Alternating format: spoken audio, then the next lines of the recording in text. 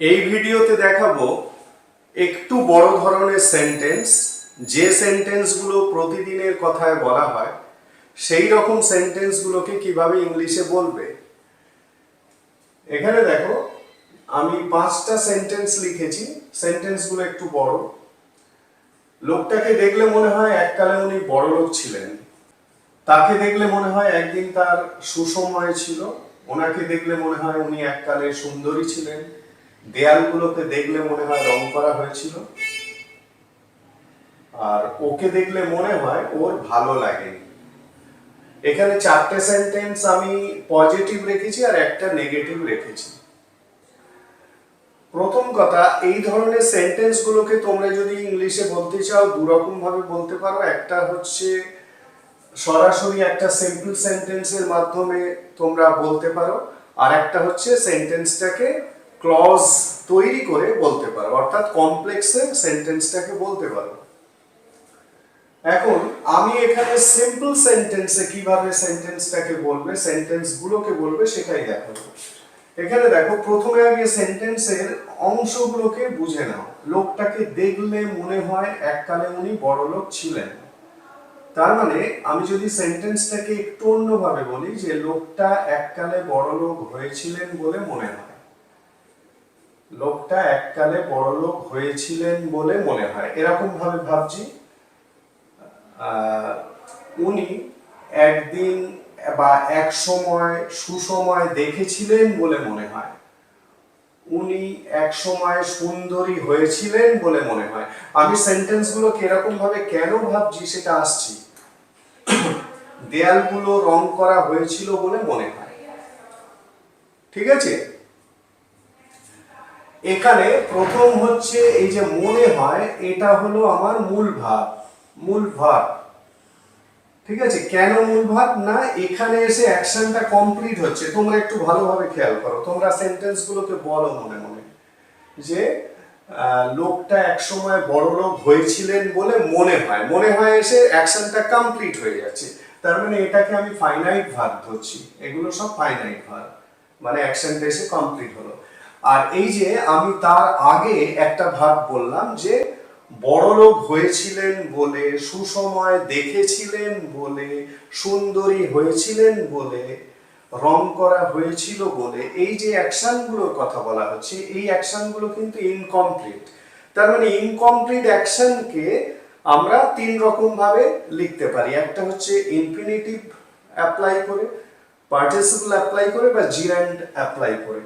এখন এখানে আমি ইনফিনিটিভ অ্যাপ্লাই করে সেন্টেন্সগুলোকে বলবো। ইনফিনিটিভ যদি অ্যাপ্লাই করি তাহলে আমাকে আরেকটা জিনিস মাথায় রাখতে হবে। সেটা কি না, একটা অ্যাকশন আগে ঘটছে আর একটা অ্যাকশন পরে ঘটছে। আগের কাজ হয়েছিলেন বলে, আর এখনকার কাজ হচ্ছে মনে হয়। প্রত্যেকটা ক্ষেত্রেই তাই।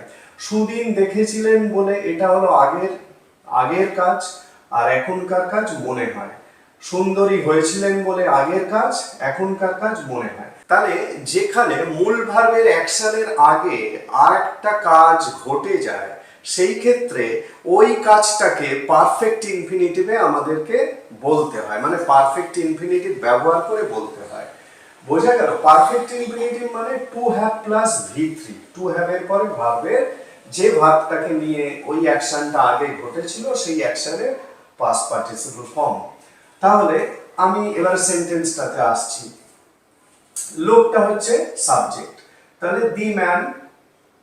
দি ম্যান সেন্টেন্সটাকে আমি তোমাদের বোঝাবার চেষ্টা করলাম কিভাবে হচ্ছে। দি ম্যান, তারপরে মনে হয় সিমস, যেহেতু থার্ড পারসন সিঙ্গুলার ওই জন্য সিমস। দ্য ম্যান সিমস, লোকটাকে মনে হয়। এইবারে হয়েছিলেন বলে, টু হ্যাভ বিন, এখানে এই পারফেক্ট ইনফিনিটিভ হলো। এটা পারফেক্ট ইনফিনিটিভ কেন হলো না, এই অ্যাকশনটা আগে ঘটেছিল। কোন অ্যাকশনের আগে না, এই মনে হওয়া অ্যাকশনের আগে। বোঝা গেল? সেই কারণেই এটা পারফেক্ট ইনফিনিটিভ। এটাকে আমি যদি টু বি ইউজ করতাম তাহলে সেন্টেন্সটা হতো না। তাহলে the man seems to have been rich, বড় লোক, রিচ এককালে ওয়ান্স। বোঝা গেল সেন্টেন্সটা কিভাবে তৈরি হলো? তাহলে ইংলিশে কি বলবে? The man seems to have been rich once, লোকটাকে দেখলে মনে হয় এককালে বড় লোক ছিলেন। পরেরটা, তাকে দেখলে মনে হয় একদিন তার সুসময় ছিল, তার মানে এখানে সাবজেক্ট হলো তাকে, মানে হি। তাহলে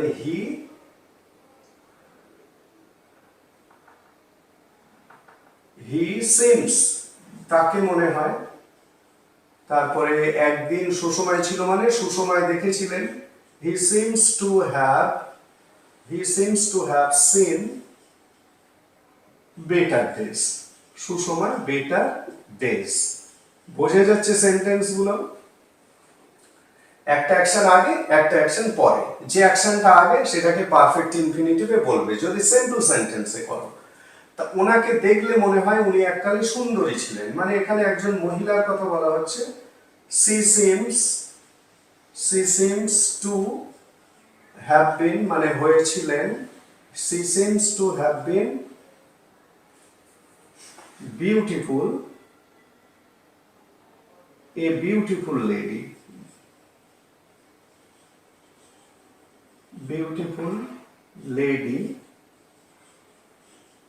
once. She seems to have been a beautiful lady once. পরেরটা, দেয়ালগুলোকে দেখলে মনে হয় রং করা হয়েছিল, মানে দেয়ালগুলো রং করা হয়েছিল বলে মনে হয়, তার মানে